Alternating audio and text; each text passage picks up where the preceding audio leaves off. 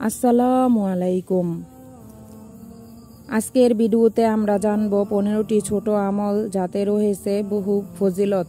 আমল 1, প্রত্যেক ওযুর পর কালেমা শাহাদাত পাঠ করুন। উচ্চারণ: আশহাদু আল্লা ইলাহা ইল্লাল্লাহু ওয়াহদাহু লা শারীকা লাহু ওয়া আশহাদু আন্না মুহাম্মাদান আবদুহু ওয়া রাসূলুহু।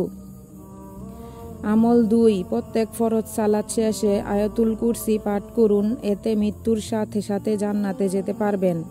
আমল 3, প্রত্যেক ফরজ সালাত শেষে 33 বার সুবহানাল্লাহ, 33 বার আলহামদুলিল্লাহ, 33 বার আল্লাহু আকবার পাঠ করুন।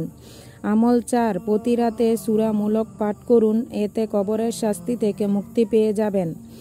আমল 5, রাসূল সাল্লাল্লাহু আলাইহি সাল্লামের উপর সকালে 10 বার, সন্ধ্যায় 10 বার দুরূদ পড়ুন, এতে আপনি নিশ্চিত রাসূল সাল্লাল্লাহু আলাইহি সাল্লামের সুপারিশ পাবেন। হাদিস নাম্বার 656। আমল 6, বাড়িতে সালাম দিয়ে প্রবেশ করুন, এতে আল্লাহ তাআলা নিজ জিম্মাদারিতে আপনাকে জান্নাতে প্রবেশ করাবেন। আমল 7, প্রতি মাসের আয়ের একটা অংশ এতিমখানা বা মসজিদ, মাদ্রাসা বা গরিব দুঃখীকে দান করবেন, হোক সেটা অতি অল্প, এতে আপনি আল্লাহ তাআলার কাছে জিহাদকারী সমতুল্য হবেন। আমল 8, মহিলারা 4টি কাজ করবেন: 1 থেকে 5 ওয়াক্ত সালাত, 2 রমজানের সিয়াম, 3 লজ্জা স্থানের হেফাজত, 4 স্বামীর অনুগতকরণ, এতে জান্নাতে যে কোনো দরজা দিয়ে আপনি প্রবেশ করতে পারবেন। আমল 9, প্রতিটি ভালো কাজে ডান দিক দিয়ে বিসমিল্লাহ বলে শুরু করা। আমল 10, বাথরুমে যেতে দোয়া পড়ে বাম পা দিয়ে প্রবেশ করা, বের হওয়ার সময় ডান পা দিয়ে বের হওয়া।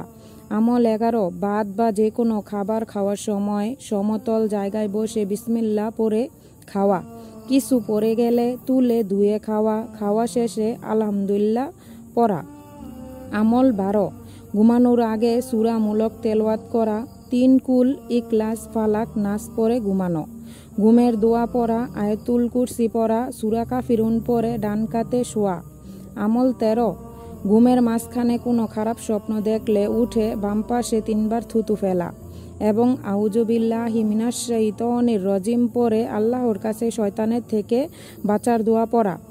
আমল 14, প্রত্যেক মাসে 3টি রোজা রাখা। প্রত্যেক মাসের 3টি রোজা রাখা সারা বছর রোজা রাখার সওয়াব।